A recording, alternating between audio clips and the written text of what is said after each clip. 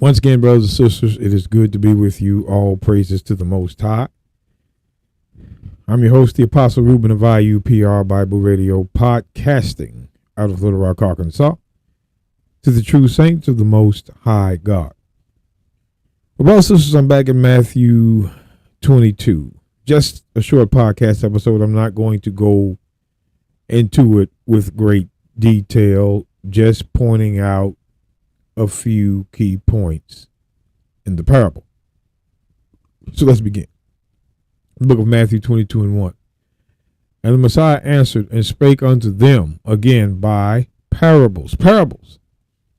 Now again, brothers and sisters, parables, Christians call parables illustrated stories. But here's what parables really are. Psalms 49.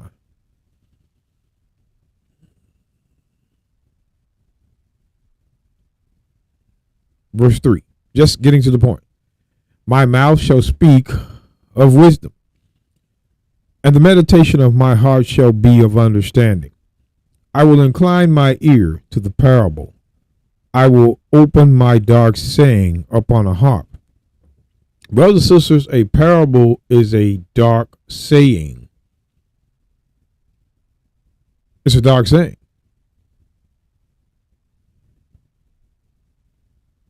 One more, book of Psalms, 78, verse 1. Give ear, O my people, to my law. Law, incline your ears to the words of my mouth. I will open my mouth in a parable. I will utter dark sayings of old. So, parables are dark sayings of old. Old what? Testament. See, the book of Psalms and the book of Proverbs and the book of Ecclesiastes is the opening to the gateway in understanding parables. When you understand those three books, Psalms, Proverbs, Ecclesiastes, 9 times out of 10, you'll be able to understand the parable that Christ is telling. But the Christians, they don't want you to know that. A parable is a dark saying. So, when we go back to Matthew,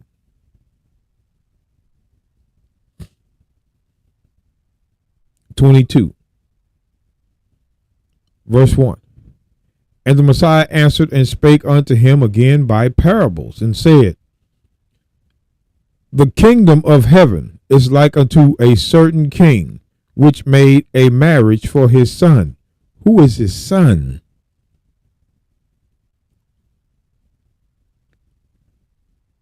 Who is his son? Where would we need to go? He's telling a parable. So we have to go back. Let's go to Exodus. Exodus 4.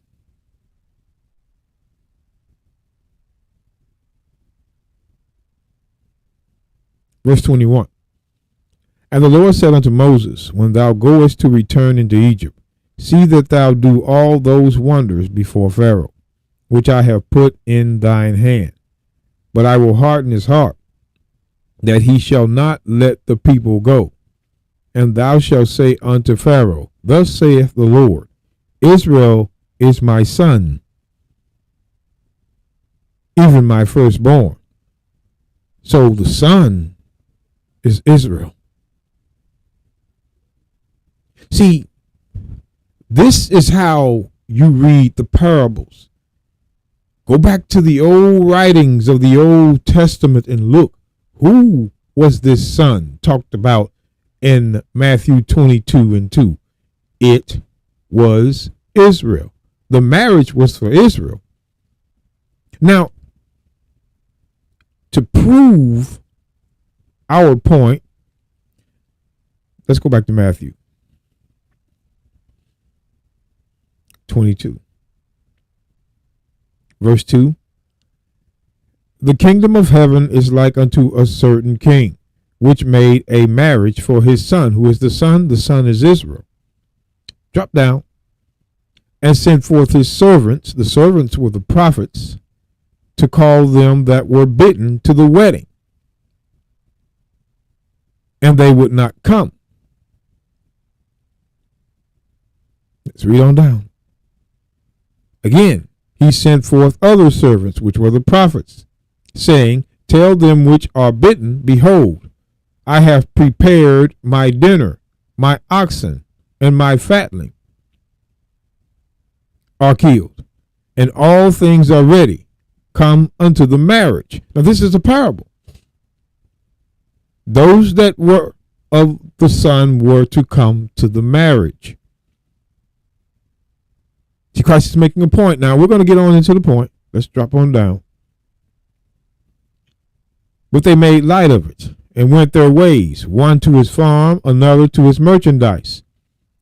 And the remnant took his servants, which were the prophets, and entreated them spitefully and slew them. He's talking about the prophets. But when the king heard thereof, he was wroth. Who was this king?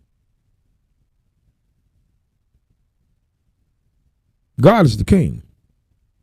And sent forth his armies, and destroyed those murderers, the murderers of the prophets. Who murdered? Let's Matthew 23. Let's look at this. Now Christ is talking to the Pharisee here, and the Sadducee, and the scribes. Look at him. He says, ye serpents, ye generation of vipers, how can ye escape the damnation of hell, the lake of fire?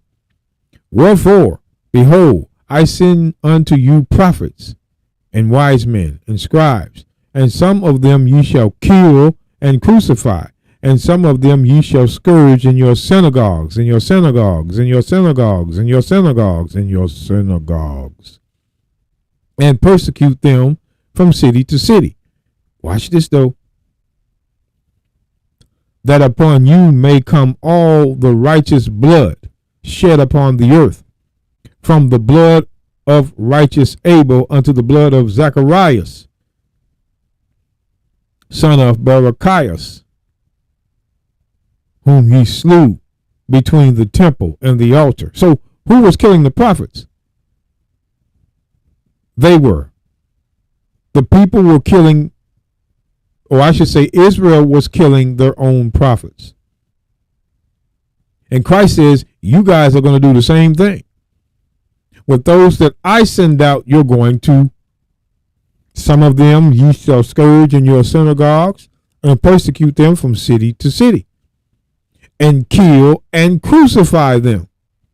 You will be the reason they get crucified by Rome. That's what he's saying. You're going to be the reason. You. So when we go back to Matthew 22,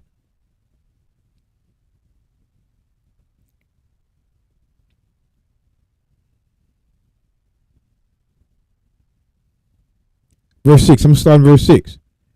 And the remnant took his servants and entreated them spitefully and slew them. But when the king heard thereof, he was wroth and sent forth his armies and destroyed those murderers and burned up their city. When did he do this? Let's go look at it when he did it. Because he says he's going to send forth his armies. What armies did he send forth to burn up their city? What army did he send forth to burn up the city? What army? Psalms 83.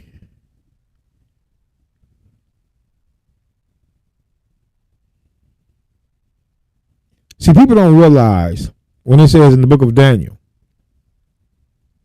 when you go to the book of Daniel, then we're going to Psalms. When you look at the book of Daniel, chapter 4, Daniel 4:35.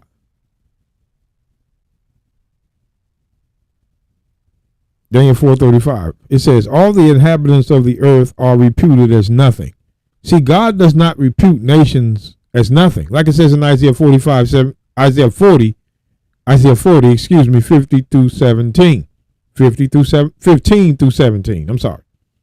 So the same thing it says in Isaiah 40, 15 through 17 It says in Daniel 4:35, all the inhabitants of the earth are reputed as nothing, and he doeth according to his will in the army of heaven. The army of heaven is the army that he choose to take over another nation. We're telling you.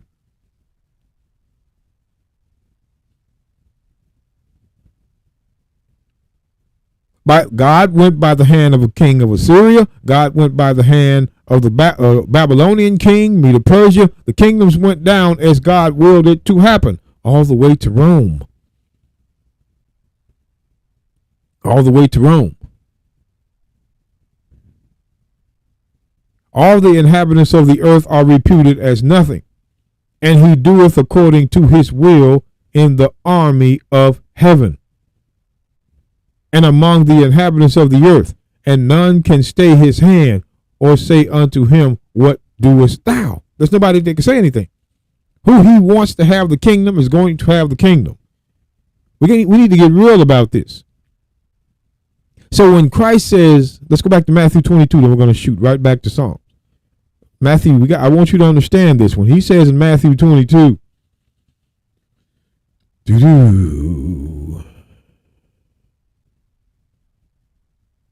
verse 7, but when the king heard thereof, he was wroth, and sent forth his armies. The armies he sent forth we're about to look at, and destroyed those murderers, and burned up their city. Burned up their city. The book of Psalms 83. Real quick, and then we're going to drop on down. There's no way you can let this go.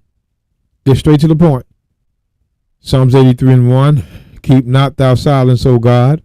Hold not thy peace, and be not still, O God. For lo, thine enemies make a tumult, and they that hate thee have lifted up the head. But let's look. Who is this? The tabernacles of Edom. The first on the hit list of the haters of God. The first, he is.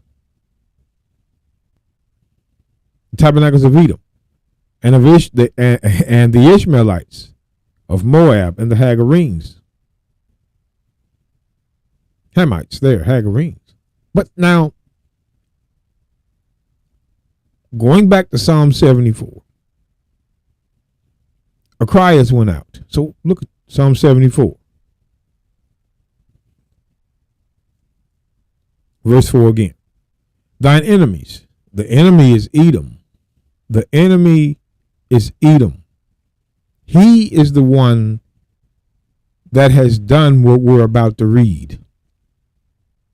As the Romans, the two pictures up at the top on the right. That's how Romans looked. We don't have to play the game. They look just like the man at the bottom. Thine enemies roar in the midst of thy congregations. The congregations are Israel. They set up their ensigns for signs. A man was famous according as he had lifted up axes upon the thick trees. But now they break down the carved work thereof at once with hammers. With hammers. Look what someone's doing, the enemies of God. They have cast fire into thy sanctuary. They have defiled by casting down the dwelling place of thy name to the ground. That's the temple. They said in their hearts, let us destroy them. Them. Who is the them? The them are the Jews. Let us destroy them together. They have burned up all the synagogues in the land. Do you guys not understand? When Christ says that they shall burn up the city, this is the event he was talking about. AD 70. What we're reading is AD 70 because you see the word synagogues. Synagogues don't appear to the New Testament. That's where you know what time period it was and who did it. The Psalm 78, verses 4 through 9, is the destruction of the temple in AD 70. And it shows you who did it. It was the Romans. They did it.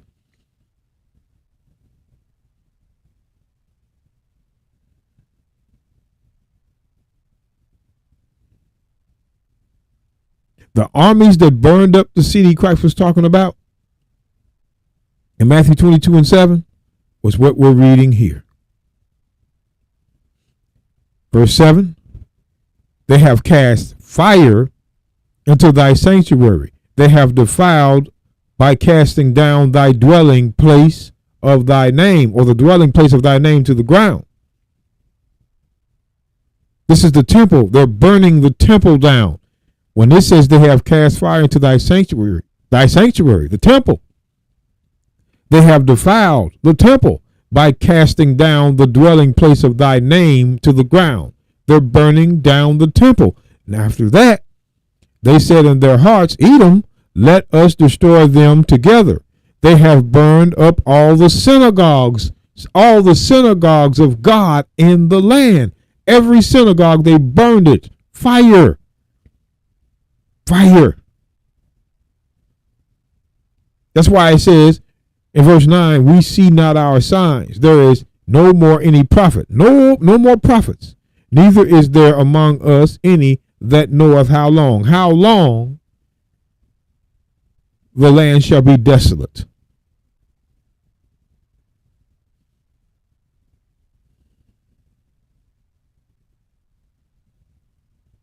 The Bible's real. The fire, we just read it. The synagogues were burnt, and the temple was burnt. AD 70. Time frame. Synagogues, man. It tells you. This was after Paul. So we go back to Matthew 22. Matthew 22, verse 7. But when the king heard thereof, he was wroth, and sent forth his armies. The armies was Rome, and destroyed those murderers. The murderers were the Jews, and burned up their city. The city was the temple and the synagogue. The temple and the synagogues were burned up their city. You see how it matches? Christ is telling a parable, but it's in the Bible. It's a dark saying of old. You have to read it. Now watch this. Burned up their city. Now watch this. It says, then he said to his servants, the wedding is ready. Now it's ready. But they which were bidden were not worthy. Oh, were not worthy. What does it mean we're not worthy? Let's get Luke 15. Luke 15. Real quick, let's get to the point. Luke 15. Now, this is the story about what they call the prodigal son. Now, I'm going to read this verse and then we're going to drop on down. Luke 15:20. And he arose and came to his father. But when he was yet a great way off, his father saw him and had compassion. A great way off. You got to understand, he's a great way off. We're going to have to explain to this. A great way off means he's in sin. And we're going to prove that. He saw he was a great way off and had compassion, grace, and ran and fell on his neck and kissed him. He know he was, but watch. And the son said unto him, Father, I have sinned great way off. I have sinned against heaven and in thy sight, and am no more worthy to be called thy son. So to be not worthy or no more worthy is when you're in sin. When you're in sin, you are not worthy. Again, we're showing you what it means. When you are in sin, you are not worthy. Sin. You're not worthy if you're in sin. That's why when we go right back to Matthew 22.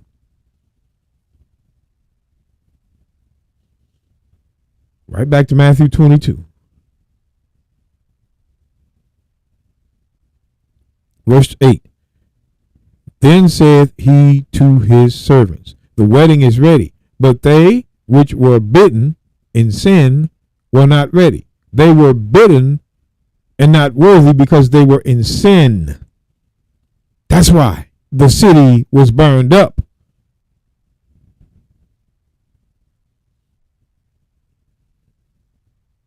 And if you think of plan, brothers and sisters, when we go to Matthew 26, verse 45, I'm going to show you. Matthew 26, verse 45. You better pay attention to what we're reading. Then cometh he to his disciples, and saith unto them, Sleep on now, and take your rest. Behold, the hour is at hand, and the Son of Man is betrayed into the hands of sinners. Who betrayed him into the hand of who? Judas betrayed him into the hand of the Pharisee, scribes, priests. Those were the sinners. The Pharisee, scribes, priests, Sadducee, Herodians. They were the sinners. We're telling you.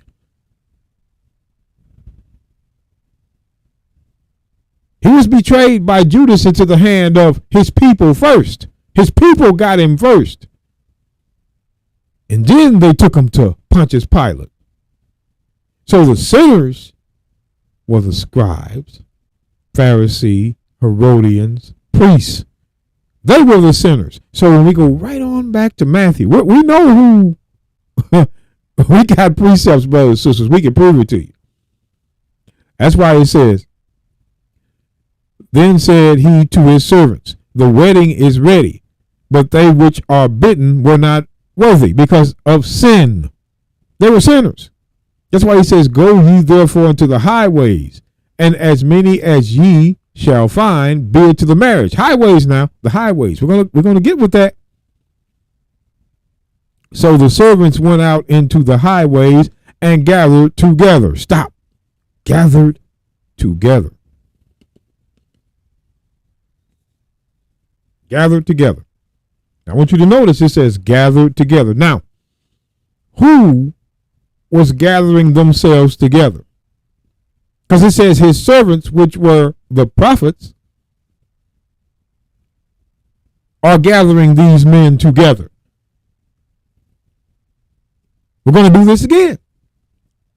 We're going to do this again in Matthew 23. I want to show you guys something. These servants are gathering people. Not just anybody is gathering these people together. The servants are. So let's got to put your thinking caps on, brothers and sisters, when you read this Bible. We're going to do it again. Christ says, Wherefore I send unto you prophets, and wise men, and scribes, and some of them ye shall kill and crucify, and some of them ye shall scourge in your synagogues, like Paul.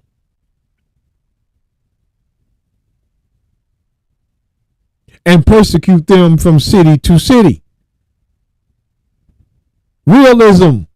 Let's quit playing the games. These Christians and what they think they know. We're telling you, the prophets he sent would be from Israel. There was no other type of prophet.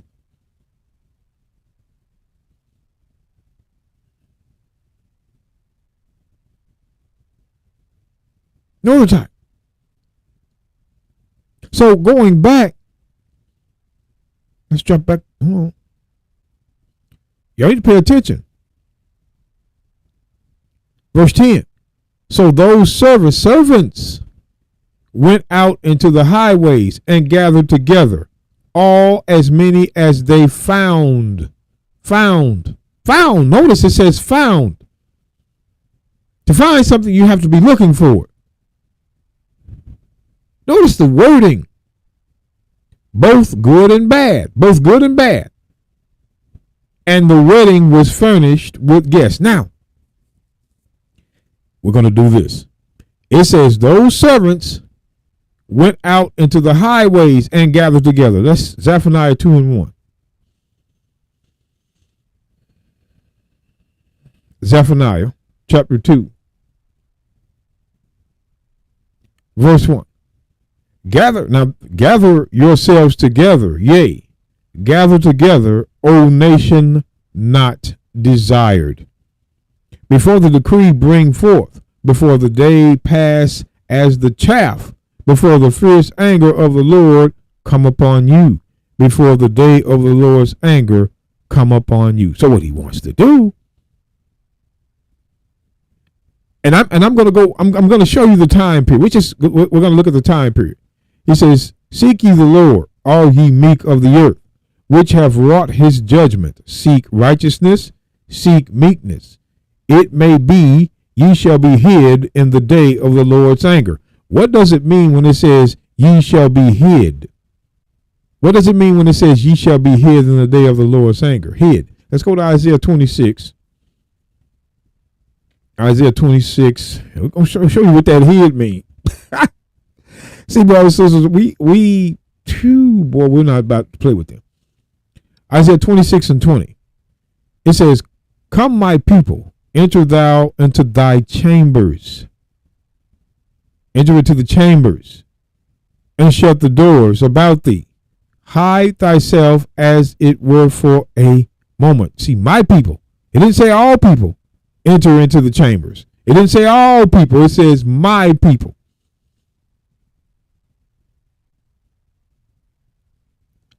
Come, my people. My people is Israel.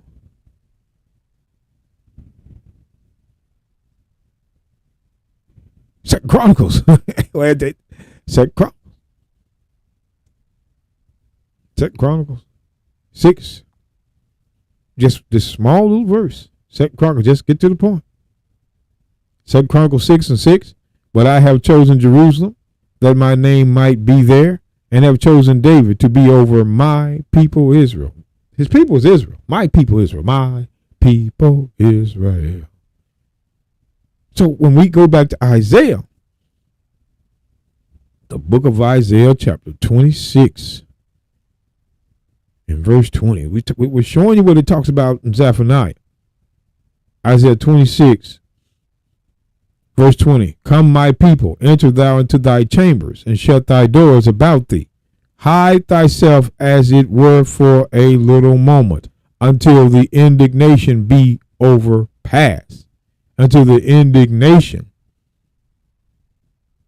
be overpast. Well, who would his indignation be on? Who?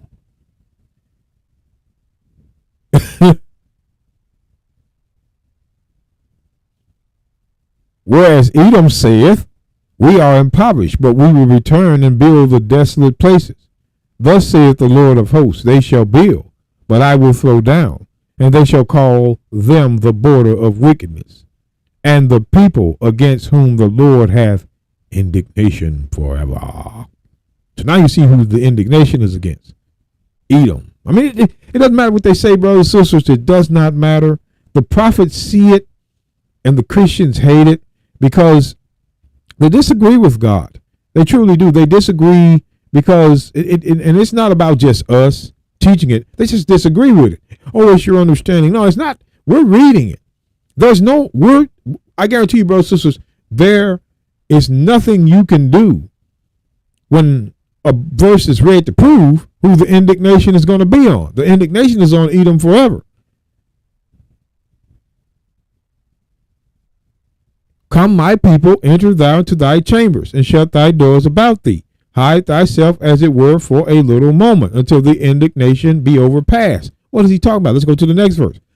"Behold, the Lord cometh out of his place." That's the second coming of Christ, "to punish the inhabitants of the earth for their iniquity, their sin." So he's coming in the second coming. In the second coming. To do what? Let's read it again. "For behold, the Lord cometh out of his place to punish the inhabitants of the earth for their iniquity.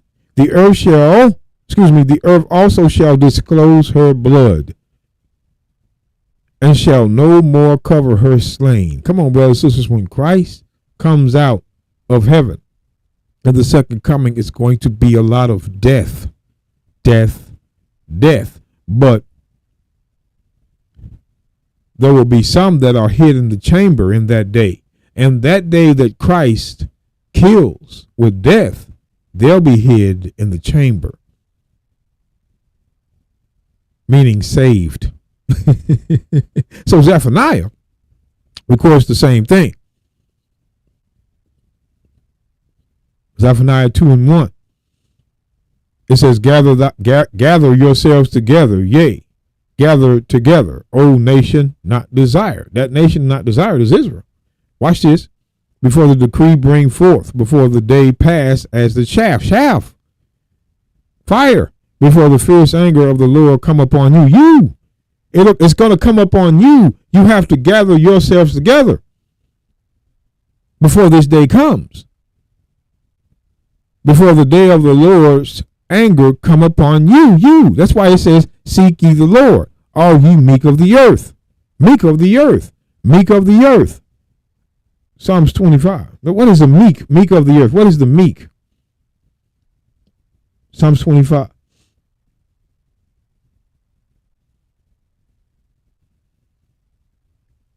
Verse 9. The meek will he guide in the law. Judgment is the law. The meek will he guide in judgment. And the meek will teach his way. His way is the law. The commandments. See, the meek are going to be guided in the law. And they're going to teach the law. See, the way of God, brothers and sisters, the way, when it says the meek shall teach his way,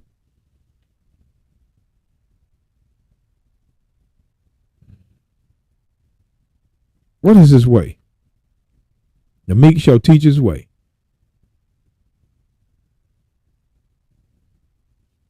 Psalms 119, verse 30. I have chosen the way of truth. Thy judgments have I laid before me. Watch this. I will run the way of thy commandments. Psalms 119, verse 32. I will run the way of thy commandments when thou shalt enlarge my heart. God's way was his commandments. Watch this, verse 33. Teach me, O Lord, the way of thy statutes, thy laws, and I shall keep it unto the end. So when it says in Psalms 25, we're proving it, what the way is. Psalms 25, verse 9. That's why it says, the meek will he guide in judgment, the law, and the meek will teach his way. The way was his commandments. His way was his commandments. So the meek, when you go back to Zephaniah 2,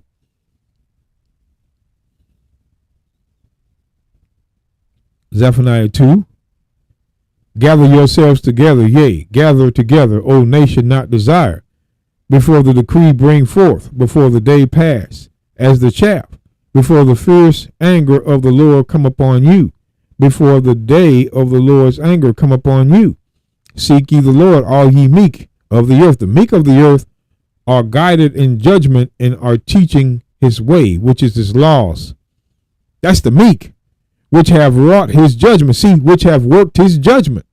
See, the meek worked his judgment. We just read this in Psalms 25 and 9. Seek righteousness, seek meekness. It may be ye shall be hid in the day of the Lord's anger. Where? In the chamber from the danger Christ is bringing. That's what it means to be hid.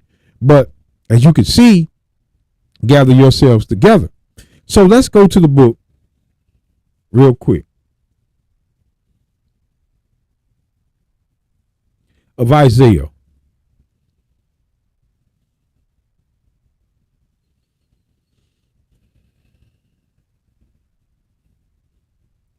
Isaiah chapter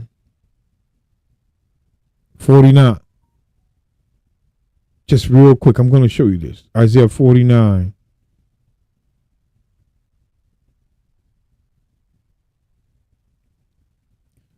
Verse 18. Isaiah 49, 18. It says, lift up thine eyes round about, and behold, all these gather themselves together.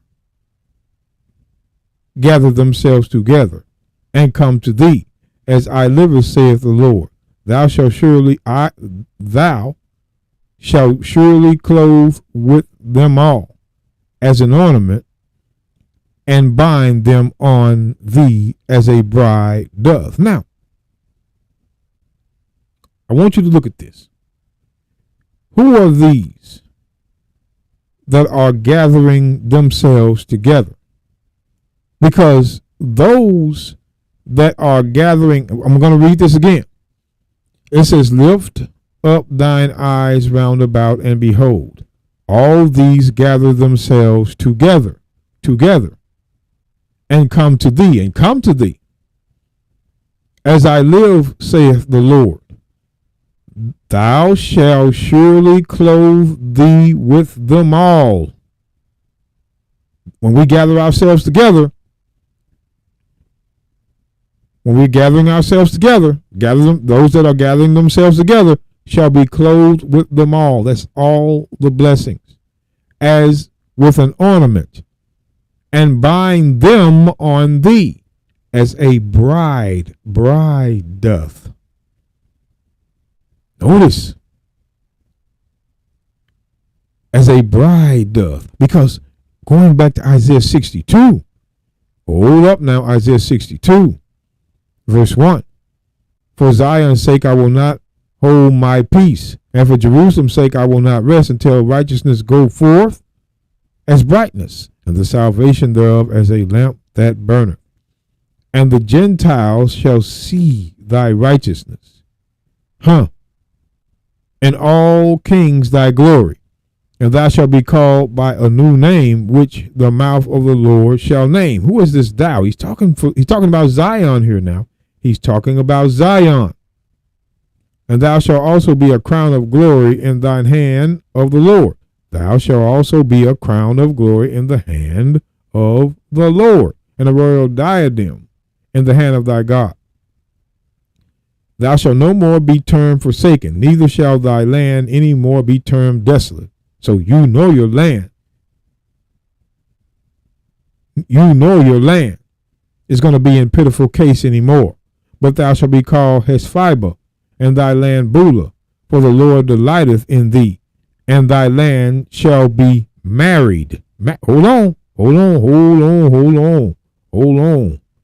For as a young man marrieth a virgin, so shall thy sons marry thee. The ones that is marrying God is the sons. Israel. And as the bridegroom rejoiceth over the bride, who would that bride be? Israel. So shall thy God rejoice over thee. Understand who the bride is. The bride is Israel, as the Bible states. This is talking about Zion. Who is it about? All we got to do is drop back up to verse 1. For Zion's sake I will not hold my peace. For Jerusalem's sake I will not rest until righteousness thereof go forth as brightness, and the salvation thereof as a lamp that burneth. And the Gentiles shall see thy righteousness. All the nations are not going to be part of this. They're going to see it. But our uncircumcision, when I say our uncircumcision, our brothers that were uncircumcised scattered, when the time comes, they're going to come into it. Not the rest of the nations. And all the kings thy glory. And thou shalt be called by a new name, which the mouth of the Lord shall name. Thou, Israel. That's why when we drop on down, for as a young man marrieth a virgin, so shall thy sons marry thee. Who is the thee? The Lord. And as the bridegroom rejoiceth over his bride, so shall thy God rejoice over thee. So we're showing you, when you look at these parables and how they write them, the bride is letting you know who the bride is. The bride is who's marrying God, and that is Israel. So when we go back to Isaiah 49, put these precepts together and you'll see. That's why it says, Psalms 49:18. Lift up thine eyes round about, and behold, all these gather themselves together and come to thee. Gather themselves together and come to thee. As I live, saith the Lord, thou shalt surely clothe thee with them all, as with an ornament, and bind them on thee as a bride doth. All those blessings.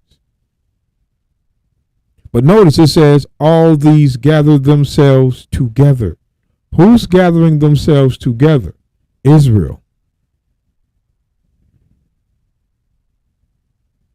Again, you're going to see it in Isaiah 60, but it's going, and we're going to show you Isaiah 60. Here's a prophecy they barely read. It says, arise, shine, for thy light is come, and the glory of the Lord is risen upon thee. For behold, the darkness shall cover the earth, and gross darkness the people. But the Lord shall arise upon thee, and his glory shall be seen upon thee. Who is this talking about?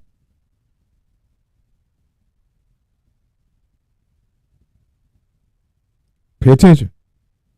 And the Gentiles shall come to thy light. Pay attention. And the Gentiles shall come to thy light.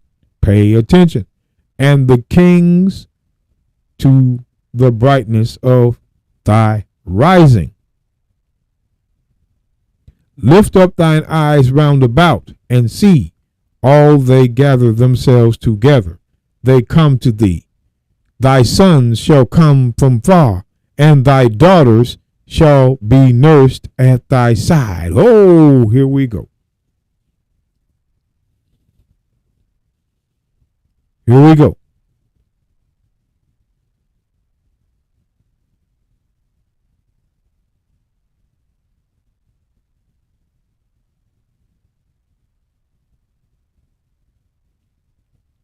When you're paying attention, when it says all they that gather themselves together, they come to thee, it's talking about Israel. Thy sons shall come from far. From far. See, thy daughters shall be nursed at thy side. Thy whose sons? You got to think about that. Shall come from far. Who? You got to see the reason why Ezekiel chapter 11, this is why the sons shall come from far. And even before I do that, Ezekiel 11 verse 16, watch this. This is why it says, thy son shall come from far. Ezekiel 11:16. Therefore say, thus saith the Lord God, although I have cast them far off among the heathen, them far off among the heathen, talking about Israel, and although I have scattered them among the countries, yet I will be to them as a little sanctuary in the countries whither they shall come. Those that were far off were the Israelites far off among the heathen. These verses go together, brothers and sisters. The Israelites were far off among the heathen. That's why it says in Isaiah 43. Isaiah 43. Again, verse 5. We're going to read 5 and 6. Isaiah 43 and 5. Fear not, for I am with thee. I will bring thy seed from the east, and gather thee from the west. Thy seed is Israel's seed. I will say to the north, give up, and to the south, keep not back. Bring my sons from far. The sons that are coming from far was Israel. Israelites, scattered Israelites from far. From far. And my daughters from the ends of the earth. Bring my sons from far. And when you go right back to Isaiah 60, what's attention, brothers and sisters? Isaiah 60 in verse 4, it says, now look at this. and the Gentiles shall come to thy light. Notice it says the Gentiles. The Gentiles shall come to thy light, and kings to the brightness of thy rising. Lift up thine eyes round about and see. All they gather themselves together. They come to thee. Those that are gathering themselves together are what? Thy sons shall come from far. Who sons shall come from far? Israel's. And thy daughters shall be nursed at thy side. Those that are gathering themselves together were the sons and daughters of Israel. We know this. We see it. We're reading it. That's who was gathering themselves together before the decree comes that is going to burn.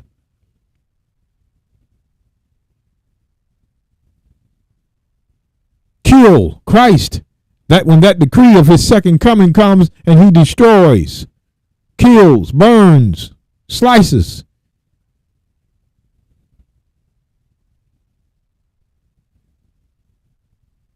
So we go back to Matthew. We go back to Matthew 22.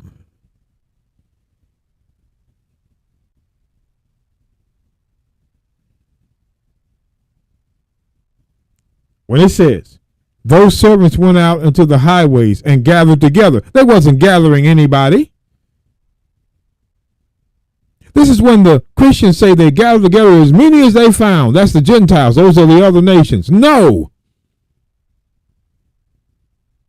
You will not see the nations being gathered together. What you read in Zephaniah 2:1, Isaiah 49:16, Isaiah 60:4, those that were gathering themselves together to come to the Lord was from Israel.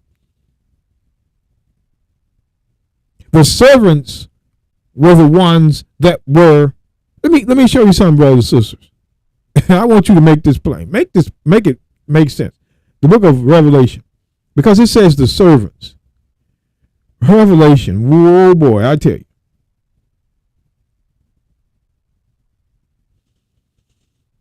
Chapter 7.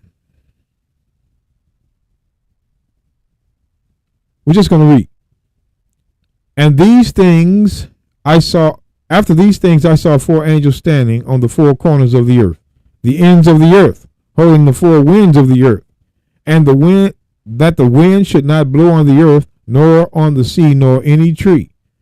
And I saw another angel ascending from the east, having the seal of the living God.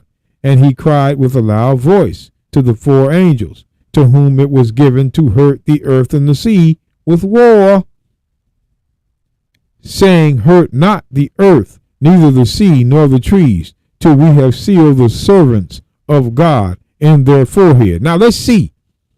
And I heard the number of them which were sealed, and there were sealed 144,000 of all the tribes of the children of Israel.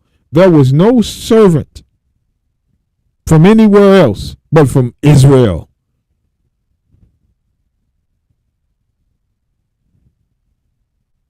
These Gentiles that are teaching the Bible today, no. The Caucasian. See, this is why, brothers and sisters, this is the reason why I put this picture up. And Negroes get mad because they know it's true. They did not read the text carefully. They went with his thoughts, and they love him, and they want to fulfill his thoughts. They don't care about what the Bible says. They're going to put up the word racism, bigotry, hatred. They're going to put up all that because they love him. Find me bigotry, racism, and all that. Now, we can prove racism in Ezra 4. But those are carnal little words of emotion that they use when they hate God, because all we're doing is reading the book. They just don't agree with it. The servants would be out of the children of Israel. There's no such thing as a servant being of another nation. So we go back again to Matthew. We're showing you. Through time, it would be from Israel. They would be those servants that were sealed. And we're going to seal the rest of our people, which are God's servants, in their foreheads as well with the law.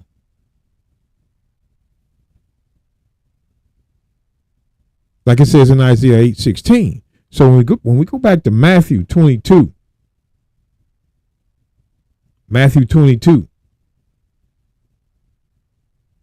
notice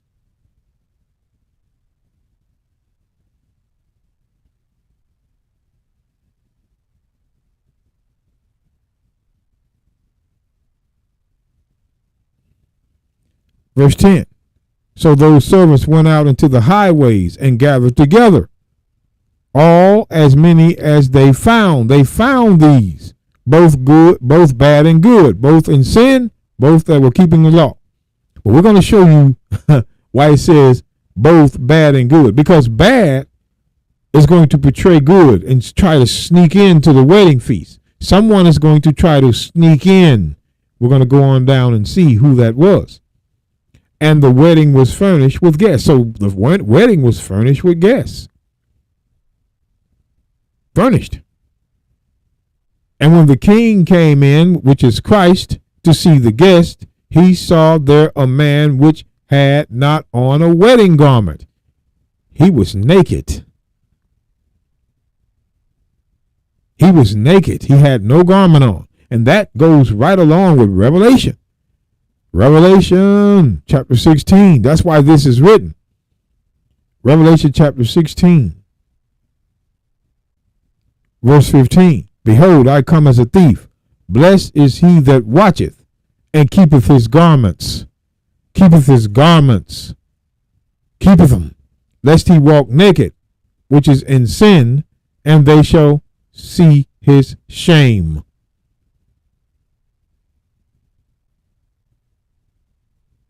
They shall see his shame.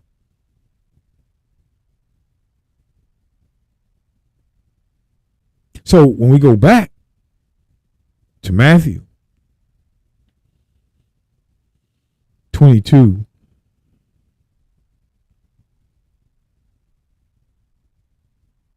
verse 11, and when the king came in to see the guest, he saw there a man which had not on a wedding garment. Why? Because he was in sin. Remember, they said up in verse 10, those servants went out into the highways and gathered together all as many as they found, both bad and good. Because it's going to happen. But we're going to show you. This is letting you know, brothers and sisters, sinners will not enter into the kingdom. This is letting you know that sinners, 1 Corinthians 6, verses 9 and 10. See, bad and good. The good were the law keepers. And the wedding was furnished with guests. And when the king came in to see the guests, he saw there a man which had not on a wedding garment. Why? Because he was in sin. He didn't keep it. But watch. And he said unto him, friend, stop. Friend. Friend.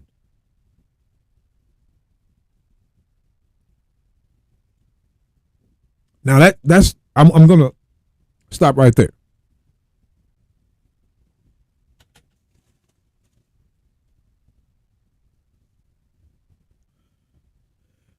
If you notice, brothers and sisters, every word has to be proven. Almost.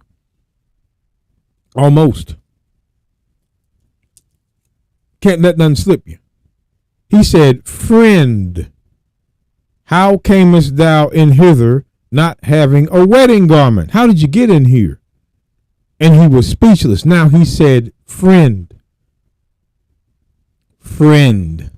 So, Second Chronicles, see the Christians, we get you every time. It says friend. Second Chronicles 20 and 7. Are not thou our God, who didst drive out the inhabitants of the land before thy people Israel, and gavest it to the seed of Abraham, thy friend forever? See, question mark. But The seed of Abraham was God's friend. Friend. The nations were not his friend. You got to understand when Christ says friend, this is what he's talking about. The friend. The seed of Abraham was God's friend. Look again. Isaiah 41. We're looking at the friend. Isaiah 41. This goes to show you who the wedding feast was for, like we've been telling you. When it says go out and gather together, we wasn't gathering other nations. Other nations were not his friend. There was only one. Isaiah 41:8. But thou, Israel, art my servant, Jacob, whom I have chosen. The seed of Abraham, my friend. The seed of Abraham, which is Jacob, which is Israel, is his friend. Friend.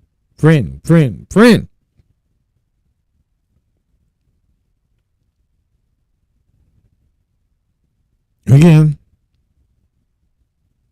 Zechariah. You got to write these precepts down, brothers and sisters, because Christians, man, they know this isn't that old time song. Oh, what a friend we have in Jesus. Yeah. The only friend Christ and the Father had was Israel. Here we go. Zechariah 13:6. And one shall say unto him, what are these wounds in thy hands? Then he shall answer, those with which I was wounded in the house of my friends. Who is the house of his friends? Israel. Come on now. Why don't you understand these verses?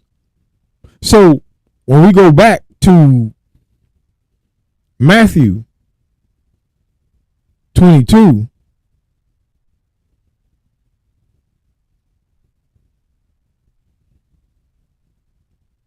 verse 12.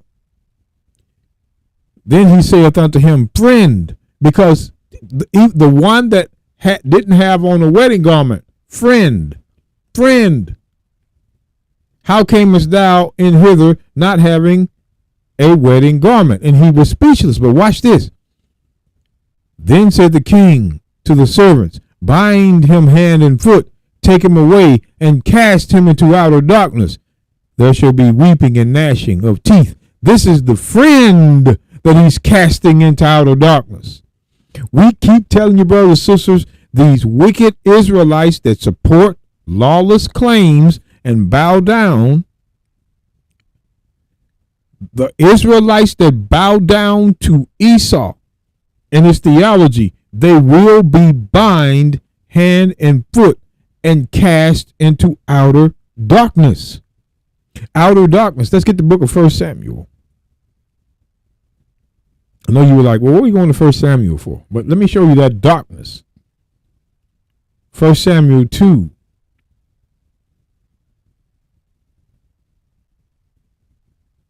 First Samuel 2.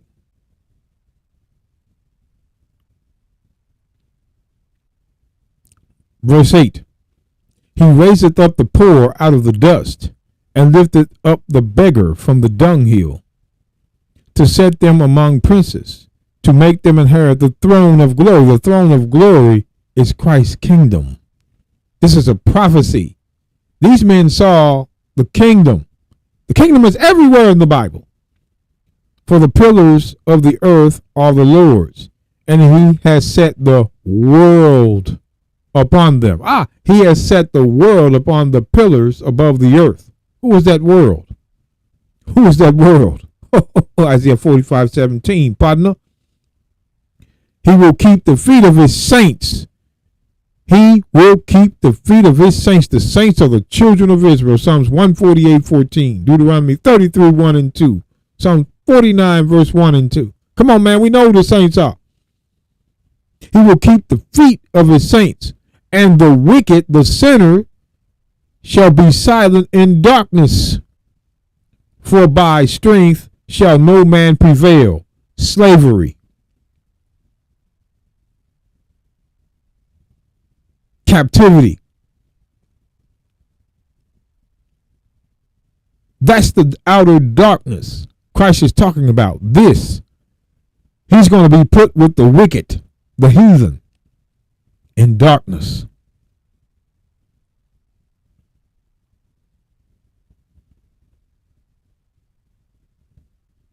See, the heathen is the wicked. Psalms 59. Psalms 59. Verse 5. Let's prove that. It says, Thou therefore, O Lord God of hosts, the God of Israel, awake to visit all the heathen. Be not merciful to any wicked transgressor. The heathen is the wicked transgressor. The Gentile is the wicked transgressor. The Gentile is the wicked transgressor.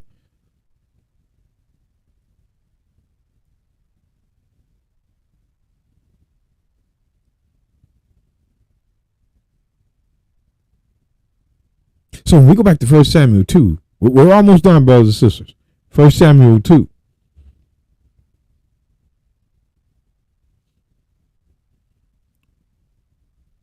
Verse 9. He will keep the feet of his saints, the children of Israel, and the wicked, which is the heathen, the Gentiles, shall be silent in darkness, for by strength shall no man prevail. So the wicked is who's going to be put in darkness. But wait, we go back to Matthew. Matthew 22.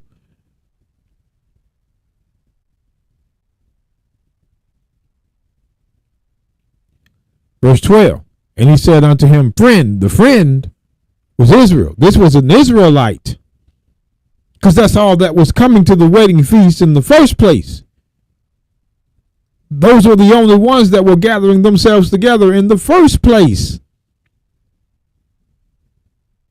But nobody else coming to this wedding feast but Israelites. That's why it says, Friend, how camest thou in hither, not having a wedding garment? And he was speechless. And the king said unto the servants, bind him hand and foot, tie him up, and take him away, and cast him into outer darkness, where the wicked are going to be.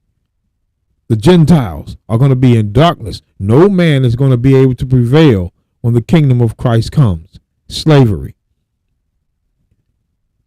There shall be weeping and gnashing of teeth, suffering. So Israelites will be with the wicked, which is the Gentiles. If you are a sinful Israelite and you don't want to repent of your sins, you're going to be right with the heathen in darkness and with the weeping and the gnashing of teeth.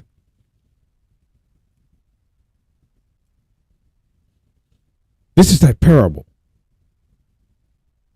That's why he says, for many are called, but few are chosen.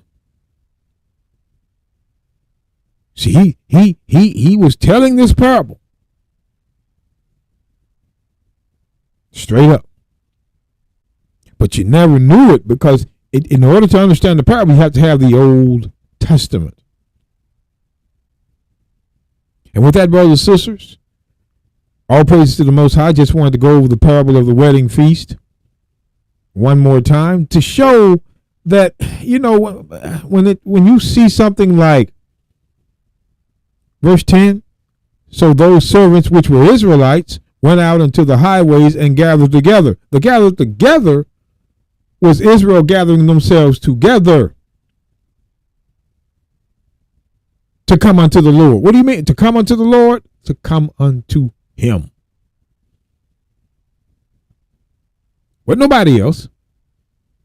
That's why it uses the term in verse 12, and he said unto them, friend. The friend of God was Israel. Nations were not his friend. This was a parable. You needed the Old Testament to see who the friend was. The friend is Israel, letting you know that Israelites, because of sin, will be kicked out of the kingdom in darkness with the Gentile. The Gentiles were never his friend. The only friend he had was Israel. That friend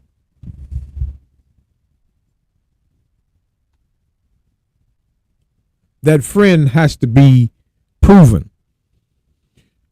There was an Israelite there That's why when you go back up, it says bad. It says, so those servants went out into the highways and gathered together as many as they found, both good and bad, or bad and good. I'm sorry. Read so much, I'm just reading screwed up right now. Let me finish. Let me do this. I'm looking for something. Let me read it over. So those servants went out into the highways and gathered together all as many as they found, gathered together. Israel was the ones that were to gather together. That's why I showed you Zephaniah 2:1, Isaiah 49:18, and Isaiah 60:3-4. We're going to gather ourselves together to come to him. That's that gather together. But we gather together both bad and good. Both came to. And see, when it says both bad and good, and the wedding was furnished with guests, we can go back both bad and good. What's going to happen?